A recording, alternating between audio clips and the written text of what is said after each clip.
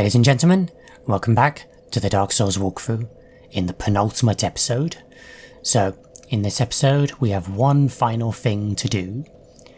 So, remember the Dark Moon tomb where we were at underneath the elevator? And this looked like a dead end before? Well, it's not. If we wear the Dark Moon Seance ring... Ta-da! There is a secret behind the statue. So yes, only by wearing that ring can you reveal this path. So, what is this fog here? Halt! This is the tomb of the great Lord Gwyn. Tarnished it shall not be by the feet of men. If thou art a true disciple of the Dark Sun, cast aside thine ire. Hear the voice of myself, Gwyndolin, and kneel before me. Gwyndolin, eh? Alright, I'll kneel. O disciple of the Dark Sun, thou hast journeyed far. Hear my voice.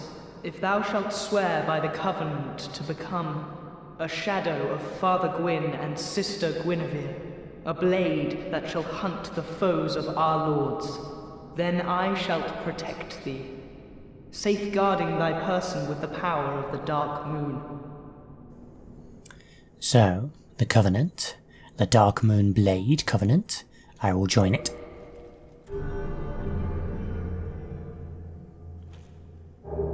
Get the Blue Eye Orb and the Dark Moon Blade Covenant ring. Very well. Now thou art a blade of the Dark Moon, hunteth the enemies of the lords by the power of the Dark Sun. So, the Blades of the Dark Moon, what are they all about? Well, I explained them before, but I didn't name them. They are the covenant that is all about hunting down the guilty. With the Blue Eye Orb, you have infinite chances to invade the world of the guilty players. So yeah, with that you can just invade constantly. Although it won't be as easy to find a match with the Blue Eye Orb, but it is still possible. And every time you defeat someone, you will get a souvenir of reprisal, and these can also be farmed from the harpies as well. And if you donate enough of these, you can get a special miracle from this covenant called Dark Moon Blade, which is really awesome. So yeah, it's a pretty swish covenant, I like it. I can't remember exactly what the Dark Moon Blade ring does. What does that do? Answer Dark Sun Gwyndolin's summon. I'm not sure exactly what that does, but it's something. Alright, now I'm going to head over to the next part, because we ain't done here just yet. Alright, good old Guinevere. It is time for something special. First, I will talk to her just to make sure she doesn't have more to say. Oh, chosen undead. That... Please. Nope, she ain't got anything to say. Now thou... Yeah. Alright, oh god, I unequipped it. Where is it? Where's me bow? Where's me bow? There's me bow. Alright. Alright, Guinevere. Right between the eyes. Right between the eyes. Goodbye.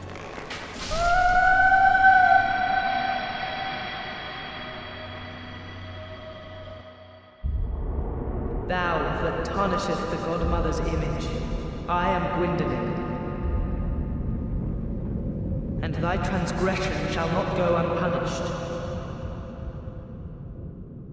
Thou shalt perish in the Twilight Anor Londo. So, welcome to Twilight Anor Londo. So, Anor Londo will remain like this for the remainder of the game now, by the way. So, Guinevere was all an illusion. Not just that, but most of what we found in Anor Londo was all illusion. The sunlight, the gargoyles, the sentinels, even the silver knights, all illusions conjured up by Gwyndolin. This is the real Anor Londo, dark, deserted, and with barely anything left. Except these guys, Blades of the Dark Moon. So, we must fight our way through these two. So one wields boulder armor and a boulder side sword, and the other wields Berenike armor, or steel armor, whatever, and a greatsword. And the greatsword one is definitely the threat, so watch out for them. They can do some massive damage if you're not careful. But I am powerful, so I can defeat him easily. Boom. Wah. Oh god. And you can parry, apparently. I didn't even know that. Oh no. Okay, no riposte, thankfully. There we go. I am powerful, so these guys go down easily. But if full unprepared, these guys can smash you down in a few hits. They're pretty threatening. So yes, everything's gone. The sunlight, the sentinels, the silver knights, it's all gone. And this is what Anor Londo really is. Dark, deserted, horrible. The sunlight was a lie. And down here, one more member of the Darkmoon Blades before we can fight him. It's our old friend the Firekeeper.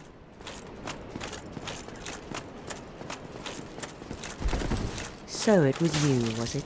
How dare you produce a blade upon a deity? How did you ever get this far? I shall end your suffering here and now. It is the least that I can do. So, the Firekeeper, she wields a parrying dagger and a sword of some kind, and she also wields the Darkmoon Blade, Miracle, which is that one there. It will empower her blade to do extra damage, so watch out for that.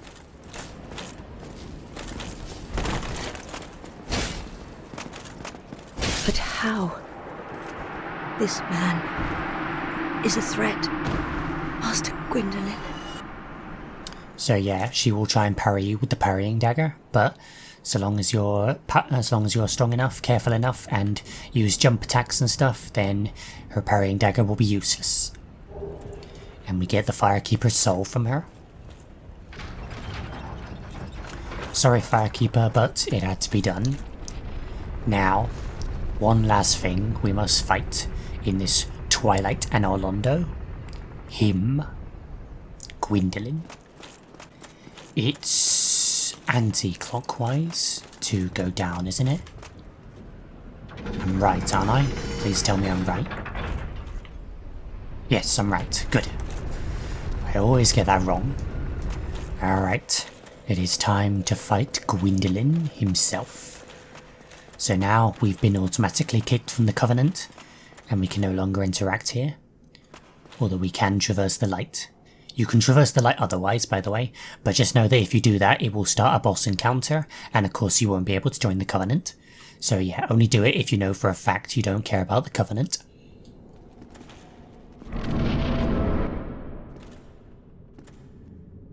Heretic. First thou offendeth the Godmother, and now thou see fit to trample upon the tomb of the great Lord.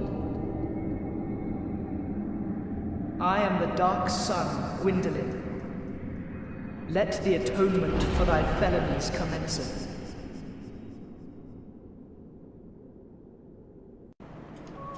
So, Gwendolyn, a very interesting boss. The arena is this big, long corridor, which seems endless, but I think there is an end, although it's very far away. So, Gwendolyn, he will use 3 kinds of attacks. That big magic attack where he'll spew out a bunch of magical orbs, the arrow attack, which he'll rapid fire arrows at you, and that big one, which will go through walls and is a big old attack, which you have to dodge out. His attacks are not very hard to dodge, and he has very little health, so he goes down pretty fast. And every time you get close to him, he'll teleport away. So pretty much it's just a matter of knowing how to dodge his attacks, and then doing that. He's not particularly hard, he's actually very easy. Oh, heretic, swathed in dark, an eternal curse upon thee.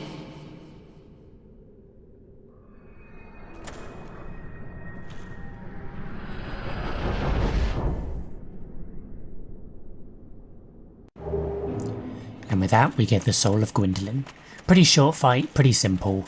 Not much to really go over, so don't worry about me killing him fast. Again, there's not much to really go over. He pretty much just has 3 attacks. The big orb, dodge that. The small orbs stand behind the pillars at the side. And the arrows, just make sure you're moving to the left or right and they won't hit you. It's very simple, boss. And weirdly enough, this chest is empty, so that's kind of strange. And over here, get Sunlight Blade, a very, very good miracle. It will empower your weapon with electricity, or lightning I should say, and it will do massive damage. Scales really well with Faith. It's really, really strong. And this here is Gwyn's sarcophagus, and the little flowers on top. How interesting. And there's one last thing to pick up. The brass armor, which of course is the armor of the Firekeeper. So, there we go. That does it for Twilight Anor Londo. But there's one last thing that I must go to. One last thing that we must tie up. One last loose end. So, I'll see you there. Alright, we're almost there. I've had to run all the way across the Ash Lake, but there it is.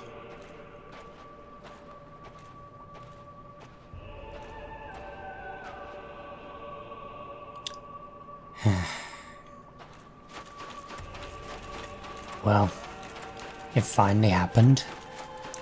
We knew it happened someday. My father, all hollow now. He's been subdued. He will cause no more trouble. It's finally over. I will return to Katerina. You assisted us both gratefully. I can hardly return the favor, but please accept this. It's of no use to me now. Oh, Father. Dear Father.